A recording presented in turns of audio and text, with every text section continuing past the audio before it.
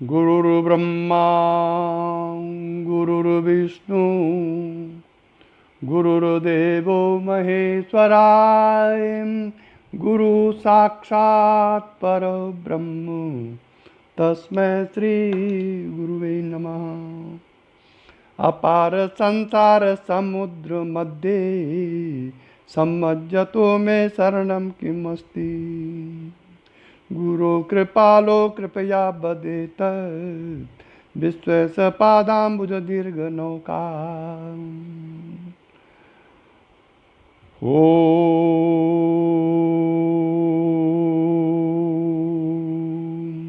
बद्धो हि को वा विषयानुरागी को वा विमुक्ति विषया विरक्ति को वाति घोरो नरकस्वदेह अतृष्णा छाया स्वर्ग पदम किमस्ति। ओम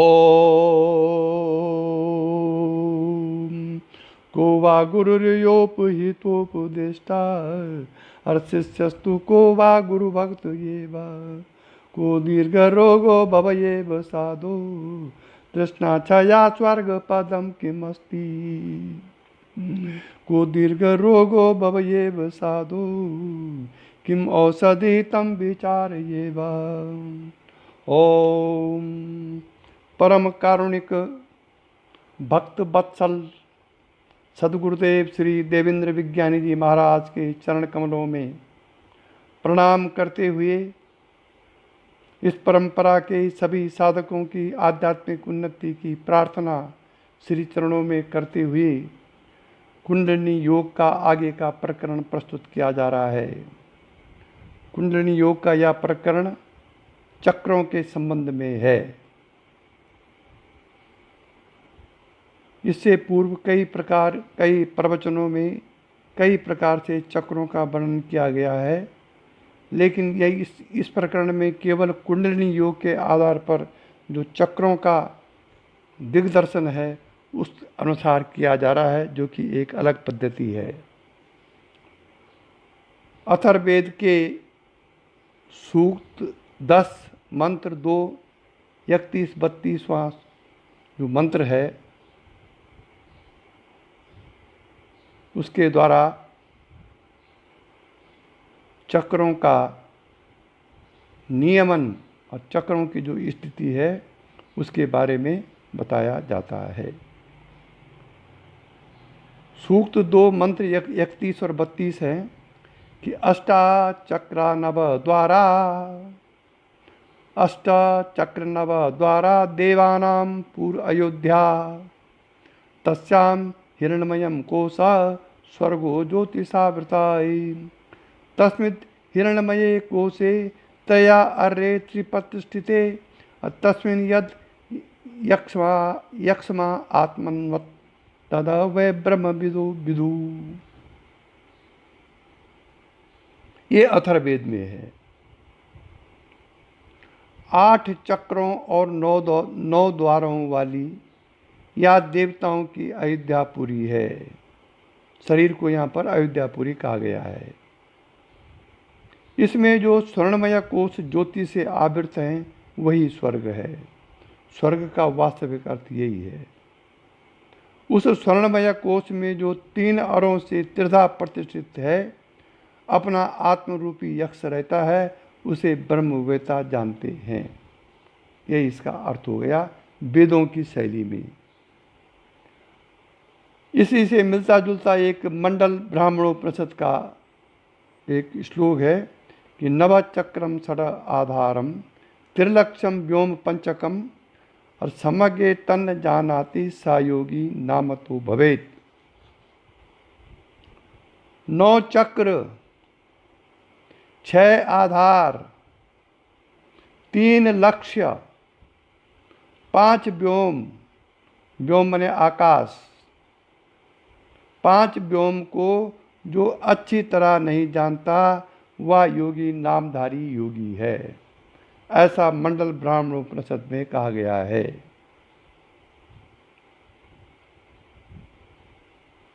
चक्रों के बारे में अब षट चक्र निरूपण आदि सब हठ योग के ग्रंथों में 6 चक्र ही कहे गए हैं, जिनके नाम सर्वविदित हैं, अर्थात गुदा के पास मूलाधार, उपस्थ के पास स्वादिष्ठान, नाभि के पास मणिपुर, हृदय के पास अनाहत, कंठ में विशुद्ध और भ्रूमध्य में आज्ञा चक्र हैं। सहस्त्रार्थ के चक्रों की गणना नहीं की जाती है। अथर्ववेदीय मंत्र में 8 और शुक्ल यजुर्वेदीय मंडल ब्राह्मणोपनिषद में 9 चक्रों का उल्लेख है। ऋग्वेदीय सौभाग्य लक्ष्मी उपनिषद में 9 चक्रों का सविस्तार वर्णन है। 6 चक्र तो उपयुक्त ही हैं, इतने इसके अतिरिक्त गिरवा के विशुद्ध चक्र के ऊपर तालु चक्र को छठा, भ्रू चक्र जिसे दीप शिखावत्र ज्ञान नेत्र कहा जाता है 7वां, आज्ञा चक्र 8वां, उसके ऊपर मूर्धा में 9वां आकाश चक्र कहा गया है। सहस्रार्थ ही आकाश चक्र है, जिसे चक्रों में न मानने से 8 चक्र रह जाते हैं। इन सब चक्रों का रूप, ध्यान, देवता आदि आगे दिए गए हैं।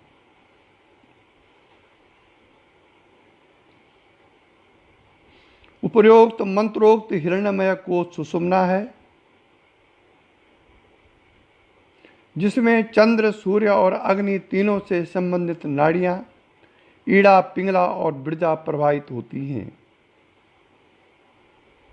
ये ही 3 अरे हैं जो त्रिधा प्रतिष्ठित कहे गए हैं।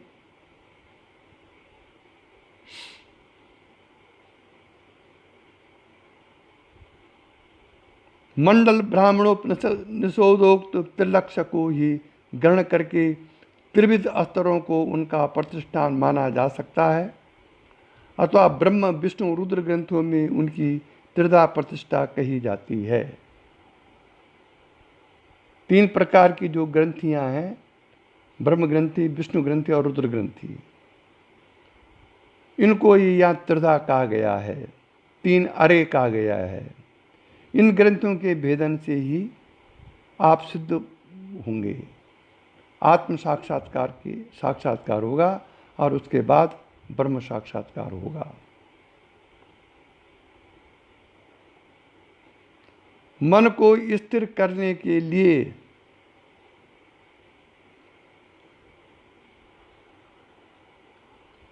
जिन स्थानों का आधार लिया जाता है वह 6 कहे गए हैं। नंबर 1 मूलाधार, नंबर 2 हृदय, नंबर 3 नासाग्र, नंबर 4 तालु मूल, नंबर 5 भ्रूमध्य और नंबर 6 मूर्धा। ये 6 स्थान है, 6 आधार हैं। These 6 are basis of the, जहाँ कि आप मन को अटका करके ध्यान लगा सकते हैं। इसको बोलते हैं षडाधार। 6 आधार हैं। अब है त्रिलक्ष्य। बहिर्मध्य और अंतर लक्ष्य को मन का लक्ष्य समझना चाहिए। मन का दृष्टि से घनिष्ठ संबंध है। जहाँ जहाँ दृष्टि जाती है उधर ही मन का लक्ष्य भी अनुगमन करता है।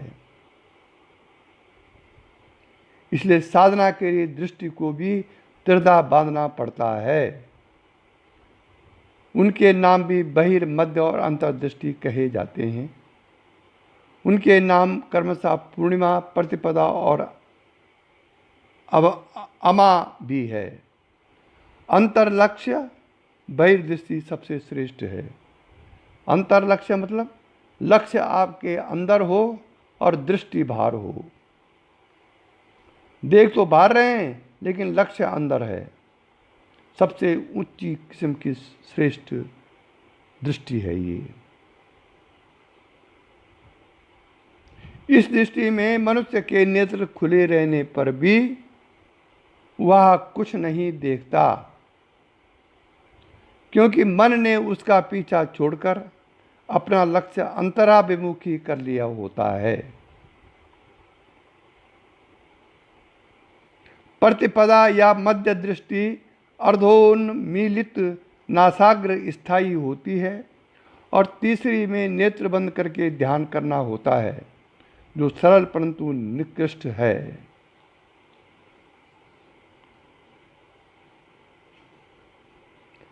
मतलब शास्त्र में नेत्र बंद करके ध्यान करना को सरल तो माना गया है, लेकिन ये निकृष्ट ध्यान है। बहिर्लक्ष्य और बहिर्ध्यान। मध्य लक्ष्य में नेत्र बंद करके त्रिपुटी सहित ज्योतियों या देवताओं का ध्यान तथा अंतर लक्ष्य में चित्त का लयाकार अवस्था में ज्योति दर्शन। जब चित्त की लयाकार अवस्था होती है तब ज्योति दर्शन होता है। ज्योति दर्शन और मन को निस्तरंग शांत संकल्प रहित अवस्था समझनी चाहिए।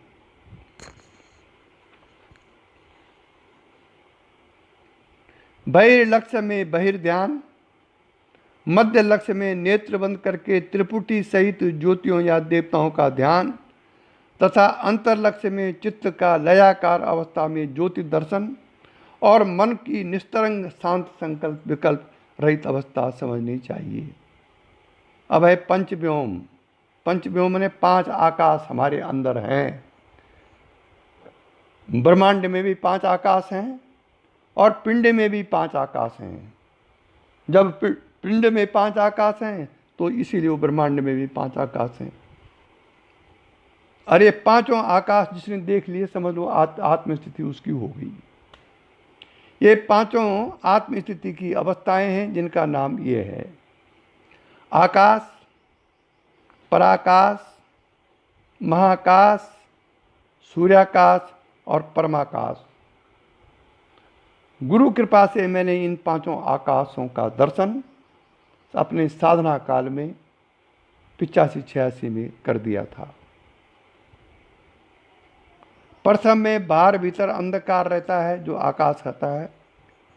दूसरे में भीतर कालाग्नि सदृश अर्थात लाल प्रकाश दिखता है, पराकाश उसको कहते हैं। तीसरे स्तर पर वह प्रकाश बाहर भीतर तीव्र होता हुआ द्युतिमान हो जाता है, इसको कहते हैं महाकाश।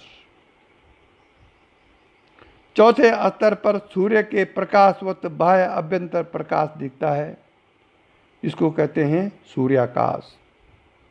और 5वें स्तर पर सर्वव्यापक निरतिशय आनंदमय अनिर्वचनीय ज्योति का अनुभव होता है।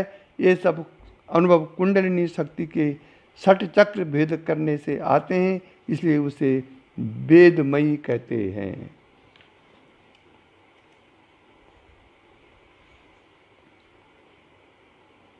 ओम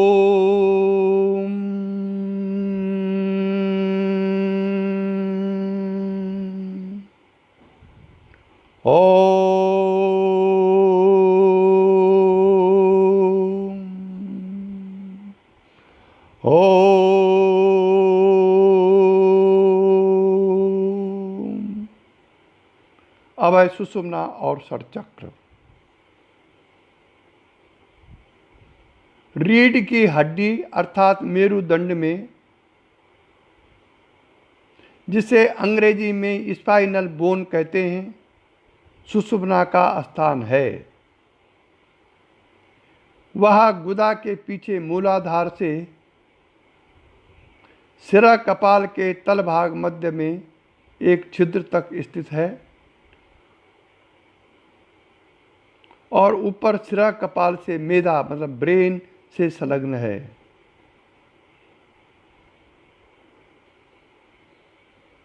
अंग्रेजी में इसको स्पाइनल कॉर्ड कहते हैं। इसका ऊपरी खोल बज्रा कहलाता है, जिसके नीचे चित्रा और केंद्र में बिरजा नाड़ियां हैं। मस्तिष्क से देह के अंग प्रत्यंगों का संबंध कराने वाले संज्ञान एवं क्रियातंतु चित्रा में स्थित हैं। चित्रा के वाम और दक्षिण 2 भाग हैं, जिनका संबंध मेरुदंड से बाह्य प्रदेशस्थ शीड़ा और पिंगला नाड़ियों से है।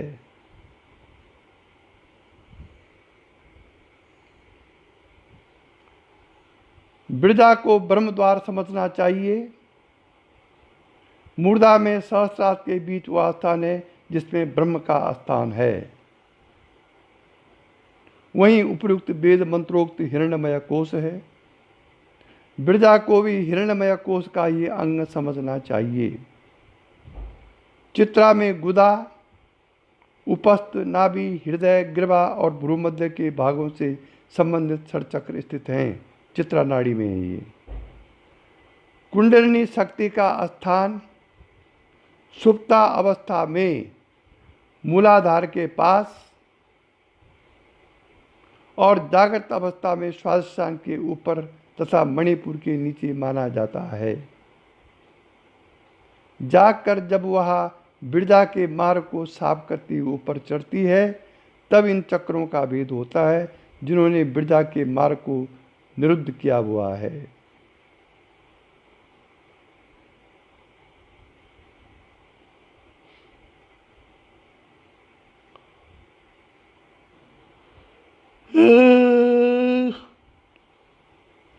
ईड़ा से संबंधित चित्रा का वाम भाग सोमात्मक,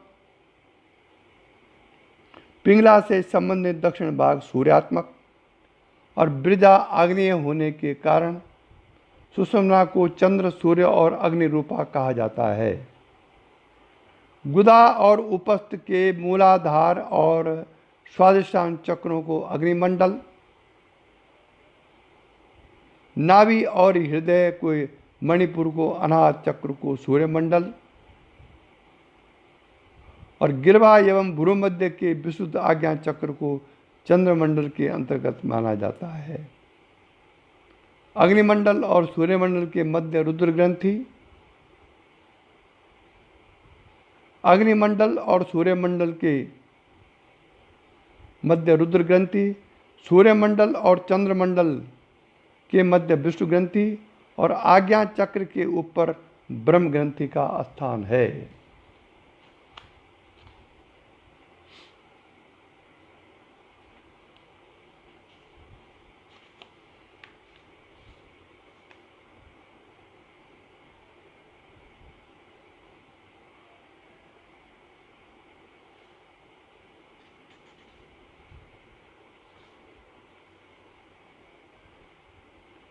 एक बार फिर सुन लीजिए इसको।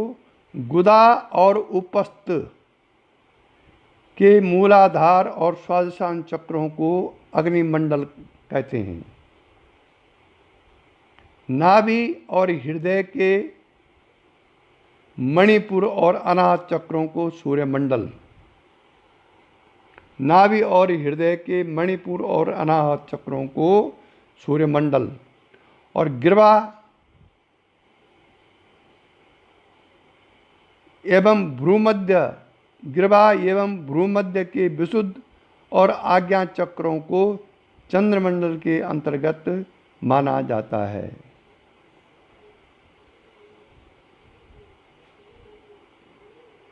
अग्निमंडल और सूर्यमंडल के मध्य रुद्र ग्रंथि, सूर्यमंडल और चंद्रमंडल के मध्य विष्णु ग्रंथि और आज्ञा चक्र के ऊपर ब्रह्म ग्रंथि का स्थान है। अब 3 ग्रंथों का वर्णन इसमें आ गया है। अब 3 ग्रंथियां क्या है उसके बारे में सुनिए।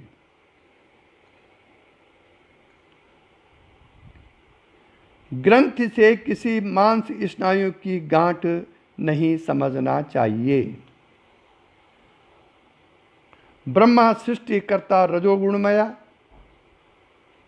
विष्णु पालक एवं संरक्षक होने से सतोगुण प्रधान और रुद्र संहार करने वाले तमोगुण प्रधान है।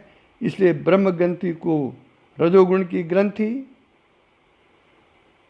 विष्णु ग्रंथि को सत्वगुण की और रुद्र ग्रंथि को तमोगुण की ग्रंथि समझना चाहिए। ब्रह्म ग्रंथि के भेद होने पर काम क्रोध आदि रजोगुण प्रधान भाव शांत हो जाते हैं।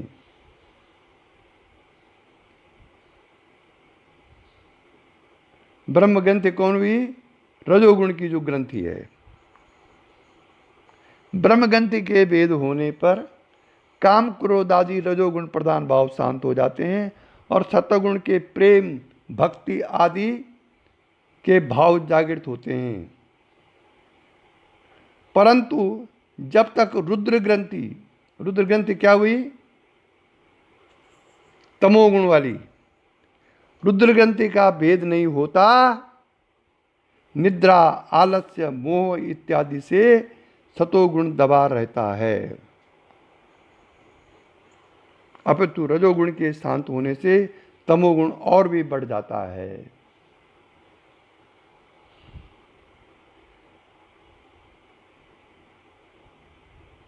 आध्या शक्ति स्वरूपणी गढ़वती गौरी गिरा पावनी समलंकार स्वरूप रूप यकिला स्वेता सिता वासनी कर दे कर्म प्रधान बुद्धि भर दे कर्मण्यता भाव दे गढ़मा लक्ष्य अपार सार भर दे ये भी विवाह का भाव से।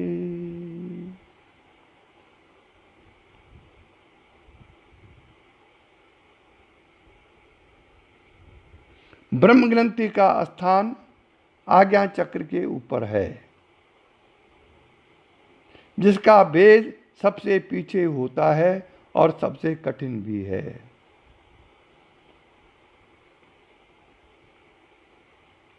तीनों ग्रंथियों के भेद होने पर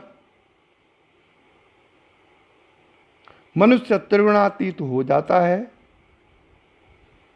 तमोगुण को दबाए रखने के लिए सत्वगुण को बढ़ाए रखने का यत्न करना चाहिए। रजोगुण और तमोगुण दोनों का जोड़ा है। जितना रजोगुण का उद्रेक होता है उतनी प्रतिक्रिया रूप तमोगुण का भी वेग रजोगुण के न रहने पर उफान खाता है। इसलिए दोनों पर साथ साथ जय पाने का यत्न करना चाहिए, आवश्यक है। सत्वगुण के बढ़ने पर दोनों दब जाते हैं। षट चक्रों के भेद के साथ पृथ्वी आदि तत्वों का भी भेद होता है, जैसा कि श्रीमद् भगवत पाद श्रीमद् शंकराचार्य कृत सौंदर्य लहरी के इस श्लोक से ज्ञात होता है।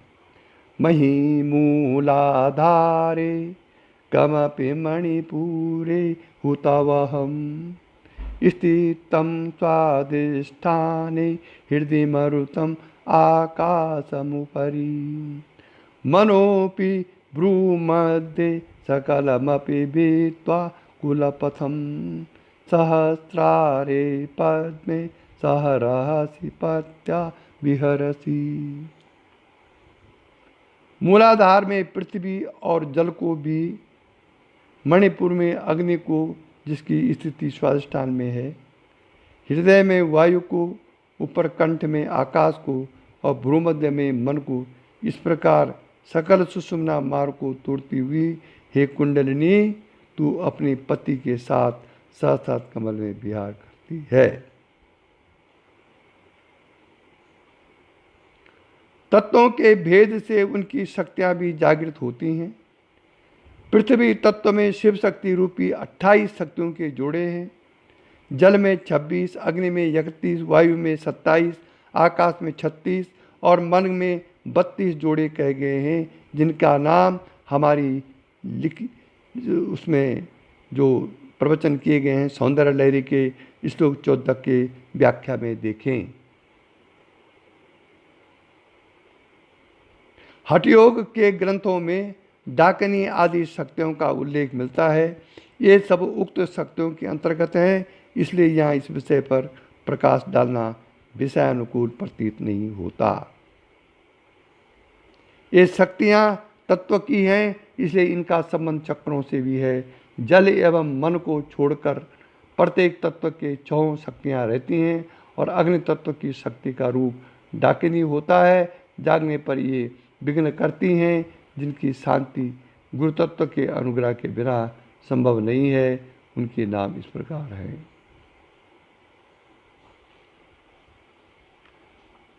पृथ्वी में शक्ति है डाकिनी, राकिनी, लाकिनी, काकिनी, साकिनी और हाकिनी।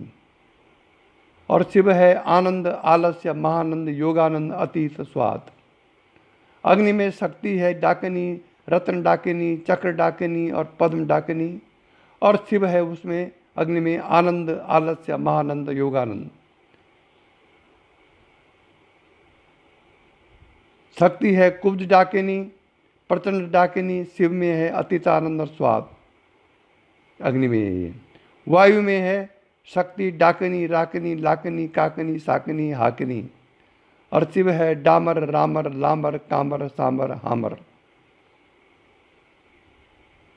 आकाश में शक्ति है डाकिनी, राकिनी, लाकिनी, काकिनी, साकिनी, हाकिनी।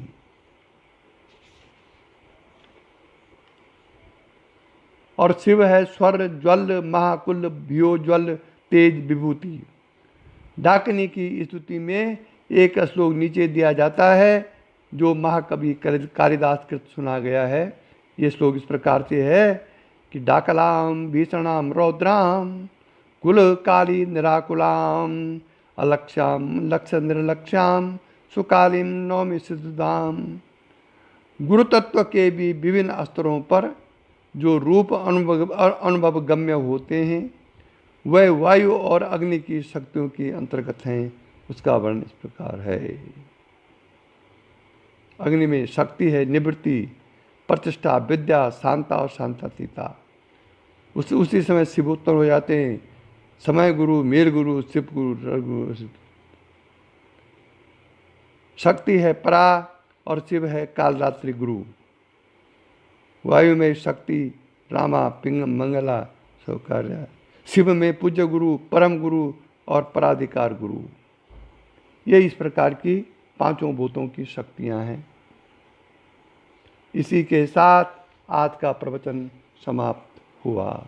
यही दिव्य दृष्टि हमें दीजे भगवान, हो कण कण में निस दिन तुम्हारे ही दर्शन। ओ अब थोड़ा रावा इसको भी पूरा कर देते हैं क्योंकि अब केवल बहुत कम इसका आखिरी पराप्रशंति मध्यमा वक्री वाक वाणी के बारे में यहाँ लिखा हुआ है।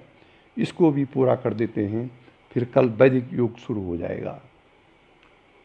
प्रकरण 8 है परा, पसंती, मध्यमा और बैखरी वाक। वाक माने वाणी। 4 प्रकार की वाणियाँ शास्त्रों में कही गई हैं। और ऋग्वेद में ये मंत्र है चत्वारी वाक परमिता पदानी तानी विदुर ब्राह्मणाय मनीषिणाय गुहाम त्रीणी नेताम नेंगयंती तुरियम वाचो मनुष्या वदंती। ये 4 प्रकार की जो वाणी है उसके बारे में ऋग्वेद में कहा गया है। सब पद 4 प्रकार की वाक शक्ति से बनते हैं। उनको जो ज्ञानी ब्राह्मण हैं वह जानते हैं। उनमें से 3 सुषुम्ना रूपी गुहा में छिपी रहती हैं, वहाँ से नहीं हिलती 3 वाणियाँ। चौथी वाचा को मनुष्य बोलते हैं। सब ज्ञान का भंडार एवं उद्गम केंद्र आत्मा है जिसे वाणी द्वारा व्यक्त किया जाता है। व्यक्त करने से पूर्व उस ज्ञान के स्रोत बुद्धि, स्मृति, संकल्प, विकल्पों के मार्गों से प्रथम भाव धारणा, फिर विचारों के रूप में सूक्ष्म स्तरों से स्थूल स्फोटकात्मिका भूमि पर उतरकर शब्दों और पदों के रूप में व्यक्त होते हैं।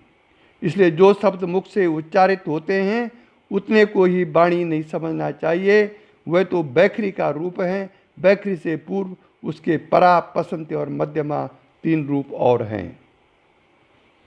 ज्ञान की अव्यक्त दशा को परा, व्यक्त दशा को पसंती और इच्छा स्तर पर मध्यमा कहा जाता है। शब्दों पदों तब उच्चारण के लिए नाभि से अपनी आवाज़ को उठाने का यत्न करता है और हृदय से प्राण को उठाता है, परंतु शब्दों का रूप कंठ से में आकर ही बनता है। प्रत्येक भाषा में वर्ण, पद और वाक्य के त्रिविध रचना आवश्यक हैं। वर्णों के मुख्य भेद हैं स्वर और व्यंजन। व्यंजनों का उच्चारण बिना स्वरों की सहायता से नहीं हो सकता।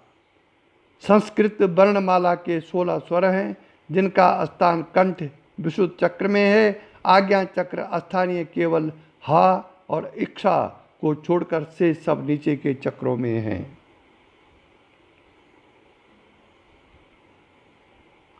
प्रत्येक शक्ति से शब्द की उत्पत्ति होती है, चाहे वह ध्वन्यात्मक हो चाहे वर्णात्मक हो। वर्णों का संबंध सीधा ज्ञान रूपी कुंडलिनी शक्ति से है। कुंडलिनी मूलाधार में सोती है, इसलिए परावाक का स्थान मूलाधार है। मन का स्थान हृदय है। संकल्प विकल्पों का उदय हृदय में उठने वाली भावों के आधार पर होता है, इसलिए हृदय चक्र अनाहत मध्यमा का स्थान है। दोनों के मध्य में पसंती होनी चाहिए। वाक को अग्नि रूप कहा जाता है और अग्नि तत्व का स्थान मणिपुर नाभि चक्र है, वही पसंती का स्थान है। ओम। यह कहा जा चुका है कि कुंडलिनी जागरण को मंत्र चैतन्य भी कहते हैं, क्योंकि तब मंत्रों की चेतन शक्ति आ जाती है। सब मंत्र वर्णों के जोड़ने से बनते, इसलिए मंत्रों के चेतन होने से पूर्व वर्णों के चेतन होना आवश्यक है। कुंडलिनी जाकर जब चक्रों को भेद करती हुई सहस्त्रार्थ की ओर उठती हैं, तब वह प्रत्येक चक्र की वर्णों की चेतना प्रदान करती हुई वाक शक्ति को जागृत कर देती है। वर्णों का संबंध नाड़ियों और तत्वों से है। इस प्रकार क्रियावती, कलावती, वर्णमयी और वेदमयी कुंडलिनी की ये चतुर्विध जागृति एक दूसरे से संबंध और परस्पर इतर आश्रित हैं।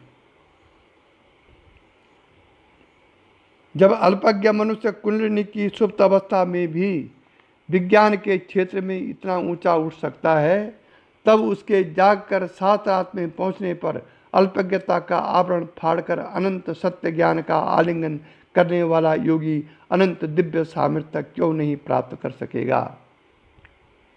यही योग विज्ञान का दावा है।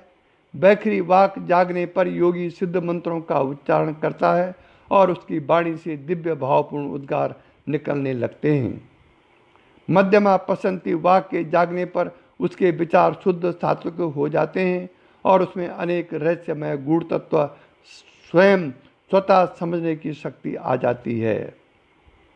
दिव्य आदेश, जिसे अंतर की आवाज़ भी कहते हैं, सुनने में आने लगती है। ये सुशांत को उड़ीसा में हो रहा है, तो दिव्य आदेश उसको आ रहे हैं।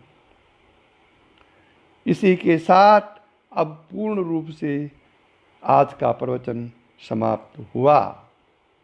यही दिव्य दृष्टि हमें दीजे भगवान, हो कण कण में निस दिन तुम्हारे ही दर्शन।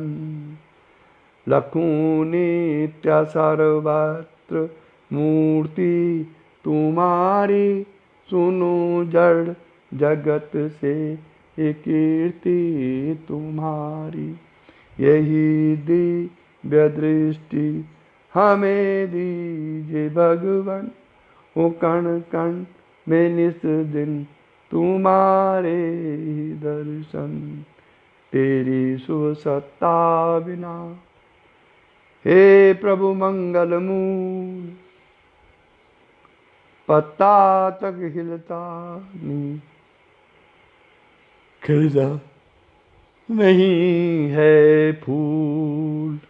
रोम रोम में तुम रमे, फिर क्या रहा बिछो। लेकिन तुम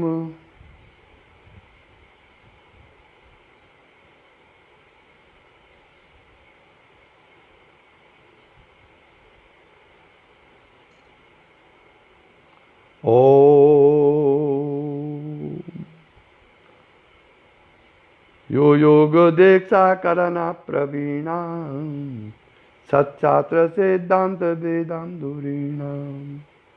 तम योगमानंद मतोदानम, गुरुम भजे हम भो भक्तिमानम।